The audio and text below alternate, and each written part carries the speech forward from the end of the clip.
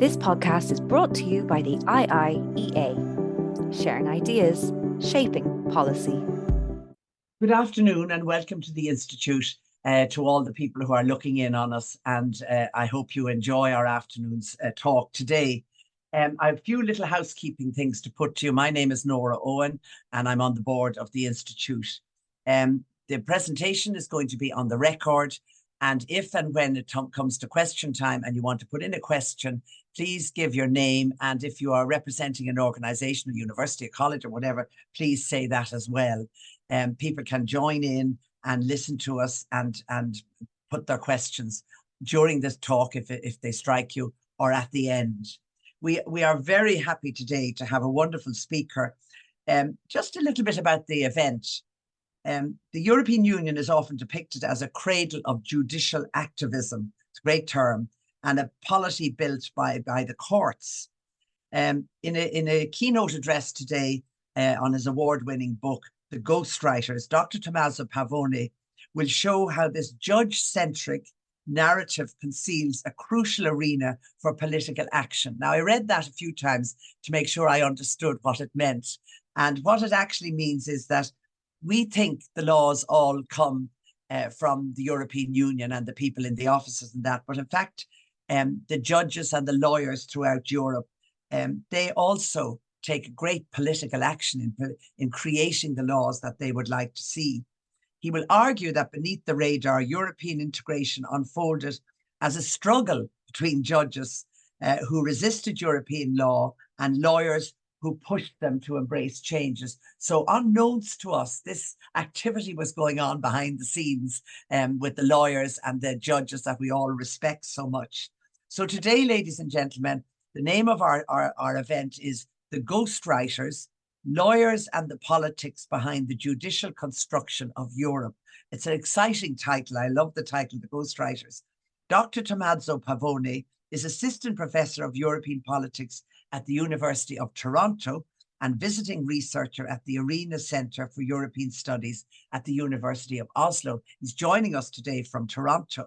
His research traces how interactions between the lawyers, as I say, the courts and the policymakers impact on political development, social change, and the rule of law in Europe.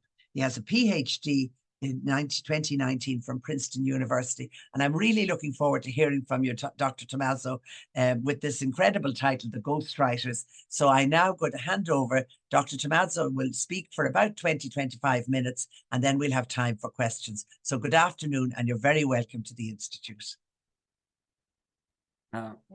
Wow, Nora, thank you so much for that really kind, warm, generous introduction. And thank you for your time in sharing this talk. Thank you also to Dr. Barry Colfer for the generous invitation to address the vibrant intellectual and policy community of the Institute, and to Dylan Matthews for all the support with the logistics, especially as a young researcher in the early stages of my career. It's a real privilege to be with you. I'm just going to share my screen now. So I have a few slides. All right, there we go. Okay. So today, what I want to do is to talk about law and politics in the European Union. And I want to start with the puzzle that is at the heart of my book. The European Union has no army. It levies almost no taxes, and its bureaucracy is comparable in size to that of a large city. And yet, even as the EU lacks these Weberian attributes of stateness, it acts as an inexhaustible producer of law. Countless treaty articles, regulations, directives, court cases governing everything from consumer and environmental protections to free movement, asylum, and intellectual property. So how can all of these laws be made real on the ground? And the answer is that the EU governs not via soldiers and taxmen, but through a transnational network of courts. As national judges apply European law in the cases before them, they become the street-level bureaucrats through which citizens are most likely to encounter the political authority of the EU. But why would national judges play ball and participate in the judicial construction of Europe? And the conventional answer offered by prominent legal scholars and political scientists is that judges turn to European law to bolster their own power. This view came to be known as the judicial empowerment thesis, and the story it tells goes something like this. Before the EU's existence, European states had their own domain of national law displayed here in green, and lower courts in national judiciaries were bound to their Supreme Court's interpretation of national law, or their decisions would be overturned upon appeal. And furthermore, especially in continental Europe, ordinary judges lacked American or common law style judicial review powers. But once the European community was created via the Treaty of Rome in 1957, a new field of international law was forged, along with a European Court of Justice, or ECJ, that quickly proclaimed that European law trumped conflicting national law and could be directly applied by the humblest local judge. And ordinary judges were presumably all too eager to pounce on this opportunity. Whenever they encountered a national law or Supreme Court decision that they disliked and that might violate European law, they could rebel. They began referring these cases in earnest to the ECJ via a mechanism known as the Preliminary Reference Procedure, Article 177 of the Treaty of Rome. And through this alliance with the ECJ, national judges empowered themselves to exercise judicial review, often for the first time, to challenge their superiors, and to Europeanize domestic public policies. This is a classic self-empowerment story of national judges mobilizing a new body of legal rules to expand their powers. It's a story that the EU's critics seized upon and spun into forceful charges of unbridled judicial activism. Think of law professor Hjalte Rasmussen in Copenhagen, who in 1986 decried how European integration rested on, quote, judicial activism beyond the limits of the acceptable. End quote. Or think of English Judge Lord Denning's famous quip in 1974 that through the capillaries of national judiciaries, EU law becomes, quote, an incoming tide. It flows up the estuaries and down the rivers. It cannot be held back, end quote. It's this narrative that seduced my imagination as a young researcher. But when in the summer of 2015, I began visiting courts in 3 founding member states, in Italy, France, and Germany, something was off. I was butting my head with a very different reality, and it looked something like this. I encountered courts that were overworked and understaffed. I learned that to this day, many practicing judges have not received training in European law, and that in the past, the state of EU legal training was even worse. I realized that overworked judges are hesitant to apply European rules that they hardly know because they might make a mistake. And I learned that judges in civil service judiciaries are reluctant to rebel against their superiors because it might harm their reputation and careers. Rather than emancipated, self-empowering activists, the lower court judges I encountered were more akin to street-level bureaucrats, doing their best to deal with the trudge of daily work. But don't take my word for it. Let me just share 2 representative quotations capturing leitmotifs that suffused my conversations and the oral histories of judges. One Italian lower court judge explained why his colleagues stick to the mundane application of well-known national rules rather than seeking points of contact with EU law. He said, quote, the workload completely frustrates the judge. So many judges don't come to EU training because on Monday through Friday, they hold the hearings. On the afternoons, they must write the judgments. They must attend section conferences. They have administrative duties to attend. And in this bureaucratic silence, EU law dies. The striking result of this bureaucratized death is that to this day, 7 decades almost into the EU's lifespan, half of lower court judges in surveys report not receiving any training in EU law, and 3/5 report not knowing how to solicit the ECJ if the occasion required it. One French judge confided on the record what many others confided off the record. Quote, I would not even know who to address myself to at the ECJ to know what I can ask. We have the fear of referring for nothing. To refer a question already posed, we don't know enough. Visiting with judges convinced me that the judicial empowerment thesis may mask as much as it reveals. In order to become motors of Europeanization, lower courts clearly needed an outside push. And this is the core argument of my book. Far from cradles of judicial activism, national judges broadly resisted empowering themselves with European law because they were institutionally constrained by excessive workloads, lackluster legal training, and the careerist pressures of their judicial hierarchies. The catalysts of change proved instead to be a ragtag group of what I call Euro lawyers, who faced fewer bureaucratic shackles.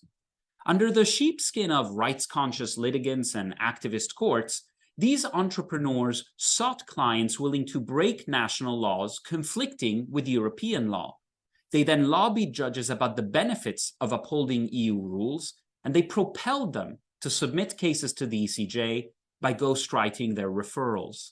So behind the scenes, the judicial construction of Europe was largely propelled by lawyers who converted national courts into transmission belts linking civil society with European institutions.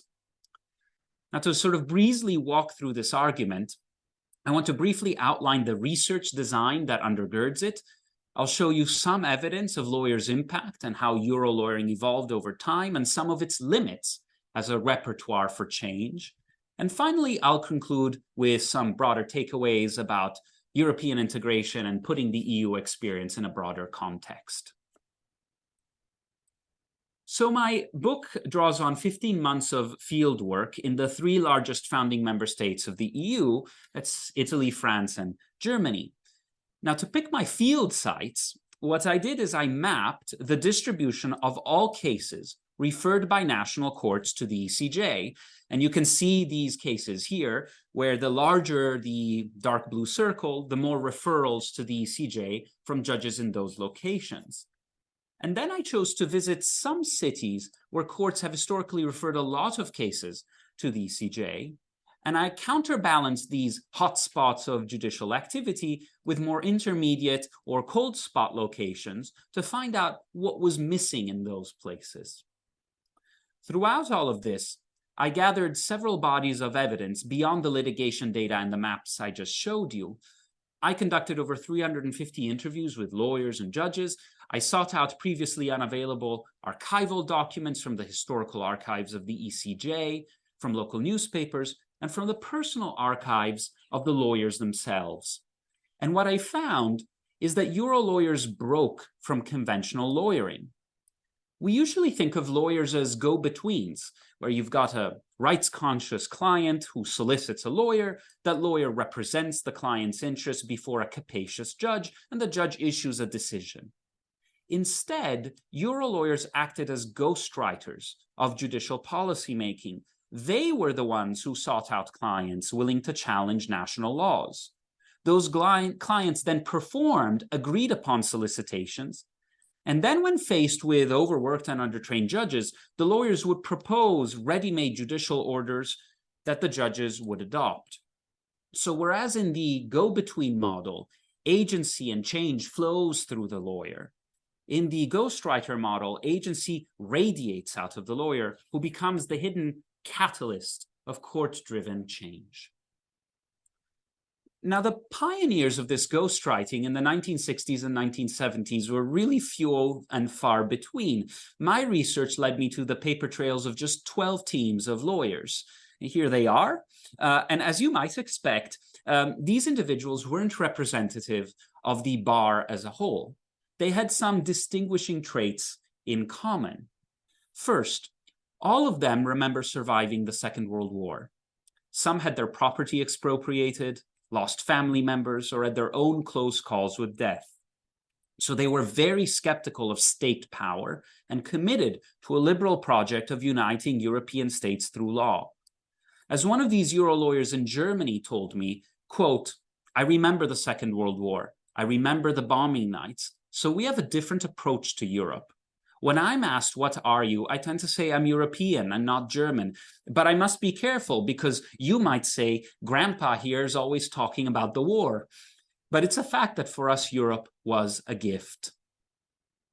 Second, A majority of these lawyers founded the first transnational lawyers' associations to promote European law, the most important here being FIDE, the Fédération Internationale pour le Droit Européen, and its national subsidiaries. And this was crucial because in the early decades, national law schools neglected European law courses. So the lawyers stepped in to do what the law schools were not.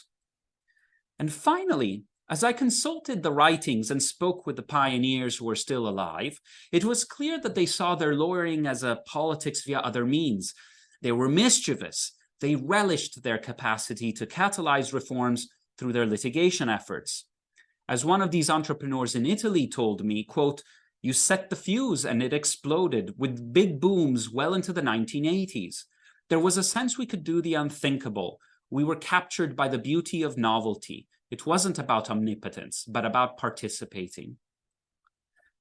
Now, what's striking is that this handful of lawyers solicited almost half of all national court referrals to the ECJ through 1980, and over 500 cases over the course of their careers. Some 88 courts across 74 cities solicited the European Court for the very first time when one of these pioneers showed up. And what's more, nearly half of those courts would never refer a case again unless one of these Euro lawyers showed up again. So how did they do it? Well, they did it through a repertoire of strategic litigation consisting of two steps. The first was the construction of test cases, and the second was the ghostwriting of judicial orders. So let me just sort of share one of my favorite fieldwork stories to bring this repertoire to life. It's the story of how the ECJ established the free movement of professional athletes in the European community.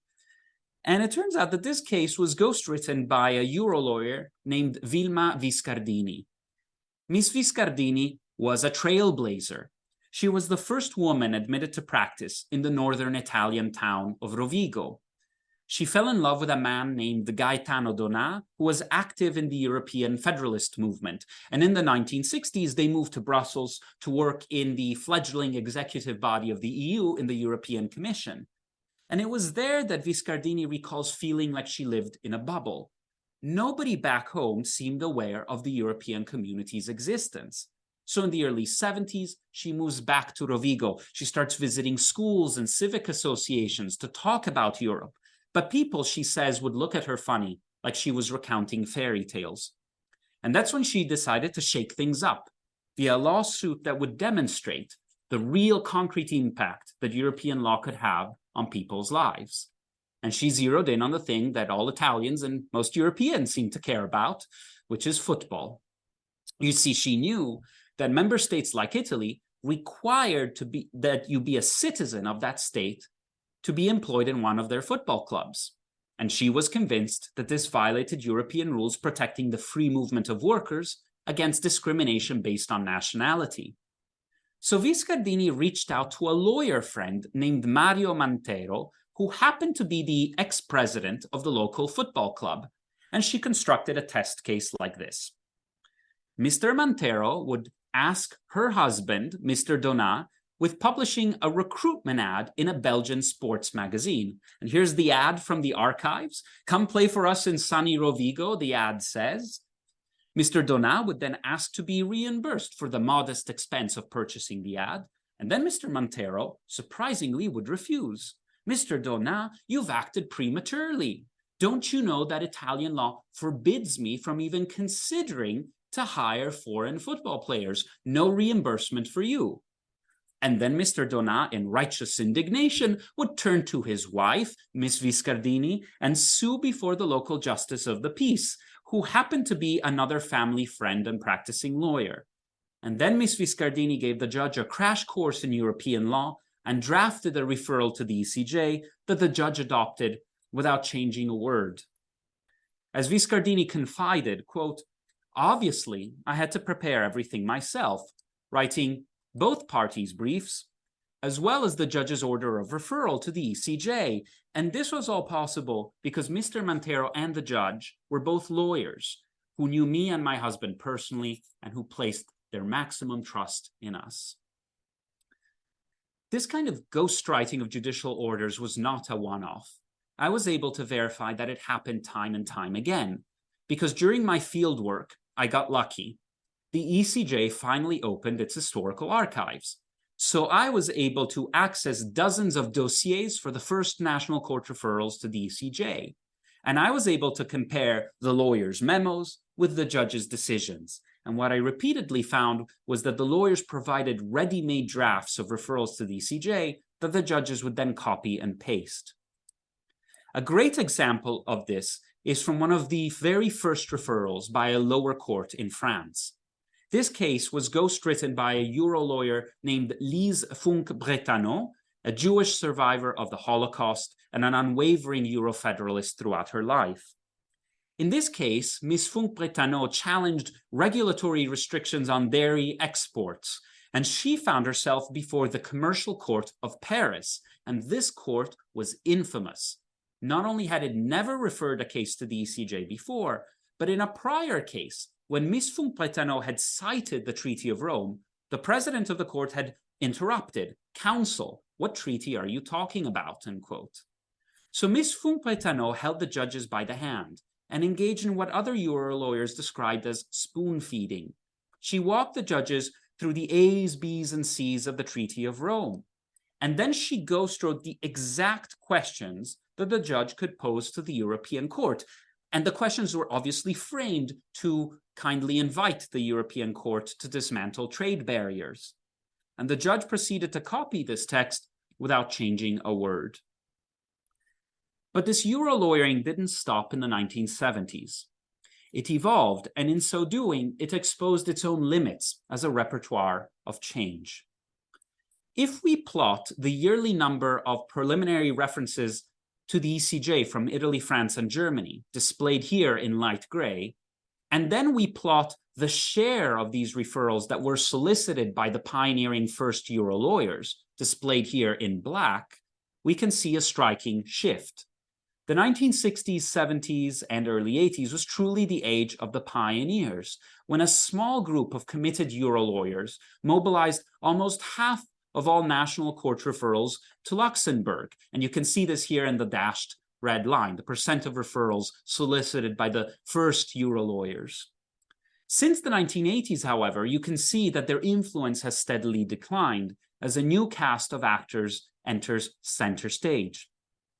You see, even though the first Euro lawyers were motivated by idealism, they invented a repertoire of strategic litigation that was gradually co-opted by a rising network of corporate law firms. Now, through the 1980s, big law was largely absent in continental Europe. It was hampered by national restrictions on the number of firm offices, the number of lawyers who could practice in them. But as American and British law firms entered the market and sort of lobbied to chip away at these restrictions, European big law began to take off. Here's the growth across Italy, France, and Germany of corporate law firms ranked in 2 influential journals for specializing in EU economic law. Those journals are called Chambers Europe and the Legal 500. I call these Euro firms. By linking lawyers to deep-pocketed clients willing to fund ambitious escapades to the ECJ, these firms plucked young aspiring Euro lawyers and forged a corporate ecology of European litigation. And I know that's a little bit of a mouthful, so here's what this looks like on a map. In blue is the distribution of Euro firms and their branch offices from the 1960s to the 2010s. And if we then superimpose some heat maps showing where national judges refer more cases to the ECJ in the darker red, over time you can see there's this growing congruence in a series of hotspots.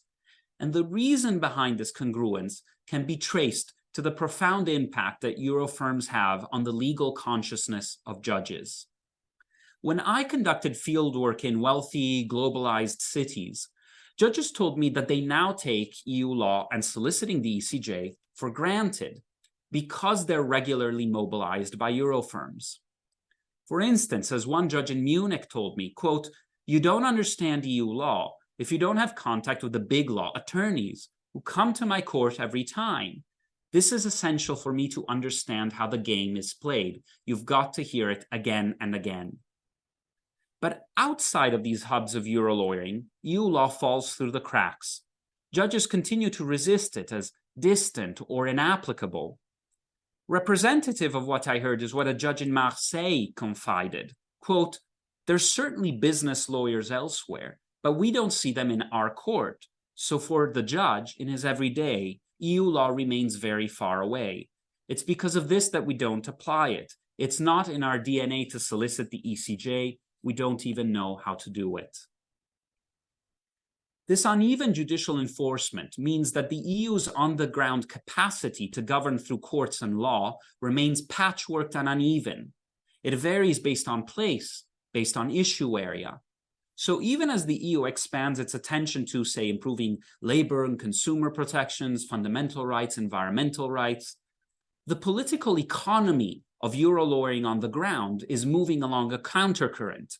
It's clustering back in fields like competition and taxation law, of greatest interest to corporate clients, agglomerating in global cities. I want to get to the discussion, so let me just leave you with 3 takeaways. And the first takeaway is that the story I've just told you is not destined to just remain a European story, because the protagonists of my book tapped opportunities for transnational policymaking that are on the rise outside of Europe as well. Over the past few decades, there's been a profusion of permanent international courts. You can see that in this graph in the light gray. But what's really significant, and you can see this here in the black, is that there are now a dozen transnational courts that explicitly emulate the ECJ's preliminary reference procedure. So these are courts that empower individuals and civil society to challenge their own states through a transmission belt linking national judges, civil society, and international judges. Now, most of these courts are not very active or anywhere near as authoritative as the European Court, but the opportunities to engage in the type of lawyering that I've described have certainly proliferated since the end of the Cold War. Second, institutional actors like judges are not hardwired to expand their power. In fact, it's often actors with little formal authority of their own who are the drivers of institutional empowerment and of change. The judges that I met in person and in the archival paper trails had compelling reasons not to empower themselves with European law. And when they did, it was often because dexterous attorneys had put them up to it. Lawyers matter most precisely when judges are bureaucratically constrained as change agents and clients are less aware of their legal rights, and they can exercise their agency behind the scenes without disturbing the public appearance that courts and clients are doing all the work. And finally, contra the, say the populist caricature of the EU as an ever-expanding top-down bureaucracy or a juristocracy, my book demonstrates that the EU legal order was forged through a series of struggles, contingent bottom-up actions that blur the boundaries between the public and the private, between the national and the supranational. The EU and its legal order was only made real on the ground where private litigants could be cajoled into acting as public enforcers, where national courts could be pushed to identify themselves as European courts. So the history of the EU is not the history of the inevitable rise top-down of a superstate. Instead, it's the story of how private actors with little formal authority creatively mobilized to remake law and politics and to tortuously build a transnational polity that, despite all its struggles, remains nowhere as real as in the field of law. And those are my comments. I'm really looking forward to your questions and discussion. This podcast is brought to you by the IIEA, sharing ideas, shaping policy.